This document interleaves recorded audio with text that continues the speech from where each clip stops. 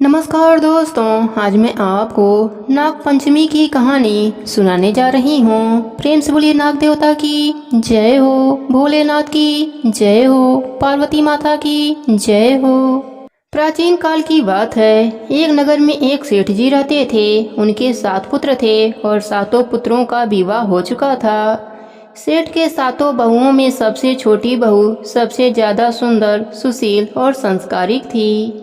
एक दिन सबसे बड़ी बहू ने सभी देवरानियों से कहा कि चलो आज घर को लीपने के लिए पीली मिट्टी लेकर आते हैं। सभी बहुएं डलिया और खुरपी लेकर मिट्टी लेने चली गईं। जब बहुएं मिट्टी खोदने लगीं तब वहां एक सांप निकला। बड़ी बहू उस सर्प को खुरपी से मारने लगी। तब छोटी बहू बोली, मत मारो इसे, यह बेचारा तो निरपराध है। यह सुनकर बड़ी बहू ने सर्प को नहीं मारा। तब सर्प एक ओर जाकर बैठ गया। छोटी बहू ने सर्प से कहा कि आप यहाँ से जाना मत, मैं अभी आती हूँ। ऐसा कहकर छोटी बहू सर्प के लिए दूध लेने चली गई। घर पहुंचकर वह अपने कामों में लग गई और सर्प से जो वादा किया था वह भूल गई। अगले दिन जैसे ही उसे यह बात याद आई तब वह दूध लेकर वहां पहुंची।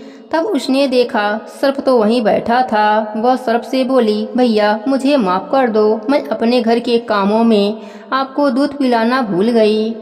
तब सर्प बोला, मुझसे झूठ बोलने के लिए मैं तुम्हें अभी डस लेता, लेकिन तूने मुझे भैया कहा है इसलिए तुझे छोड़ रहा हूँ और आज से तू मेरी बहन हुई। तुझे जो चाहिए वह मांग लो। तब छोटी बहू बोली, भैया मेरा कोई नहीं है, मुझे एक भाई मिल गया और कुछ नहीं चाहिए। बस जब भी मैं आपको पुकारूं आप चले आना। कुछ दिनों के बाद सावन के महीने में सेठ जी के सभी बहुएं अपने अपने पीहर जाने लगीं और छोटी बहू से बोली, तेरा तो कोई पीहर नहीं है, तू कहाँ जाएगी। यह सुनकर छोटी बहू बहुत रोई। तभी वह सर्प एक मनुष्य का रूप धारण कर उसके घर आया और बोला, मेरी बहन को भेज दो। तब सबने कहा, इसका तो कोई भाई नहीं है। तब सर्प बोला, मैं दूर के रिश्तेदार का भाई हूँ। इस तरह विश्वास दिलाकर छोटी बहू को अपने साथ ले गया। रास्ते में उसने छोटी बहू को बताया, बहन मैं तुम्हारा भाई सर्प हूँ और तुम्हें अपने साथ नागलोक ले जाने के लिए आया हूँ। तुम डरना मत, तुम मेरी पूंछ पकड़ लो। छोटी बहू ने ऐसा ही किया। जैसे ही वह नागलोक पहुंची, नागलोक के धन को देखकर छोटी बहू बहुत चकित रह गई। सर्प उसे अपने माता पिता के पास लेकर गया और बोला, माता यह मेरी बहन, इसने मेरी जान बचाई थी और यह कुछ दिनों के लिए हमारे साथ रहेगी। सर्प की माता ने छोटी बहू को लाड किया। वहाँ सर्पों की बहुत छोटे छोटे बच्चे थे। वह रोज देखती कि माँ सभी को रोज दूध ठंडा करके घंटी बजाती। घंटी की आवाज़ सुनकर सभी बच्चे वहाँ आकर दूध पी लेते। एक दिन वह माँ से बोली, आज मैं दूध ठंडा कर देती हूँ। अभी दूध ठंडा भी नहीं हुआ था कि उसने जल्दबाजी में घंटी बजा दी। घंटी की आवाज़ सुनकर छोटे छोटे सांप दौड़ पड़े। दूध में मुंह डालते ही उनके मुंह जल गए। सभी बच्चे गुस्से में बोले, हम इसे काटेंगे। परंतु माँ के समझाने पर बच्चे मान गए। अब छोटी बहू के जाने का समय हो गया। उसके भाई सर्प ने और उसकी माँ ने हीरे मोती देकर उसे विदा किया। इतनी सारी धन दौलत देखकर बड़ी बहू बोली, भाई ने इतनी सारी दौलत दे दी तो इसे साफ करने के लिए सोने की झाड़ू भी दे देता। यह सुनकर सर्प ने सोने की झाड़ू भी लाकर दे दिया और साथ ही एक हार भी दिया। उस हार की प्रशंसा पूरे नगर में होने लगी।